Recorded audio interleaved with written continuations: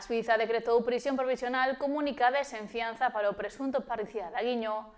Está acusado de homicidio e de tenencia de armas ilícita. Esta mañá, arredor das 12 do mediodía, compareceu ante Suiza da sección de instrucción do Tribunal de Instancia de Ribeira, Adrián Parada, o mozo detido como presunto autor da morte do seu pai, Alberto Parada, en Aguiño. Despois de varias horas de declaración, a magistrada decretou o ingreso en prisión provisional comunicada e sen fianza ao acusado, investigado por un presunto delito de homicidio e outro de tenencia ilícita de armas. O investigado, de 24 anos, está representado por Manuel Méndez Torres, abogado penalista de Méndez e Lampón. Manifestar que se trata de un drama familiar y que toda la familia apoya al chico. ¿Vale?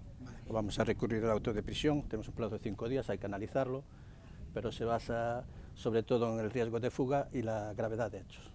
O presunto autor do parricidio chegou á sede judicial sobre as 12 da tarde e abandonou as dependencias pasadas as 3, tempo no que estivo declarando ante a Suiza acompañado de familiares, entre eles a súa nai e a súa avoa.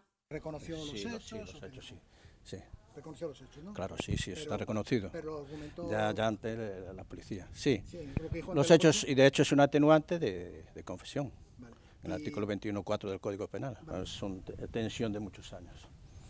Tensión. Vale. Tensión, sí. Una reacción, digamos. Reacción una situación familiar de toda la vida. E pediu respecto para os achegados de Adrián Parada e a súa familia. Confirmou que o seu cliente está a ser investigado por un delito de homicidio pendente da súa cualificación definitiva ao longo da instrución e outro de tenencia ilícita de armas. Parada permanecerá en prisión mentres continúe a investigación para esclarecer as circunstancias nas que faleceu o seu pai na vivenda familiar situada na rúa Bionta, en Aguiño. A Suiza decretou o seu ingreso en prisión de forma provisional, comunicada e sen fianza. Agora, a instrucción ten que determinar a cualificación definitiva dos feitos, así como as responsabilidades penais nas que poida derivar o caso.